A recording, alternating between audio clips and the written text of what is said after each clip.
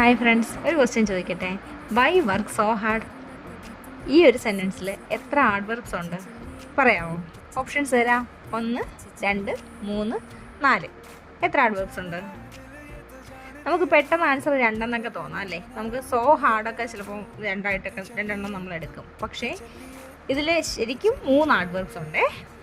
ഇതിൽ വൈ ഒരു ഇൻ്ററോഗേറ്റീവ് അഡ്വർബാണ്. ഒരു പ്രവൃത്തി നടക്കാനുള്ള കാരണത്തെക്കുറിച്ച് അല്ലെങ്കിൽ വർക്ക് നടക്കുന്നതിനുള്ള കാരണത്തെക്കുറിച്ച് ചോദിക്കാനായിട്ട് ഇത് യൂസ് ചെയ്തു. ഹാർഡ് ഇതൊരു അഡ്വർബ് ഓഫ് മാനർ ആണ്. വർക്ക് എങ്ങനെ ചെയ്യണം? ഹാർഡായിട്ട് ചെയ്യണം. അപ്പോൾ വർക്കിനെ വിശേഷിപ്പിക്കുന്നു ഹാർഡ് എന്നുള്ളത്. പിന്നെ ഉണ്ട് സോ എന്നത് ഹാർഡ് എന്ന അഡ്വർബിനെ കൂടുതൽ ഊന്നി പറയാനായിട്ടാണ് യൂസ് ചെയ്യുന്നത്. അതായത് എങ്ങനെ വർക്ക് ചെയ്യണം, എത്ര ഹാർഡായിട്ട്, സോ ഹാർഡായിട്ട് വർക്ക് ചെയ്യണം.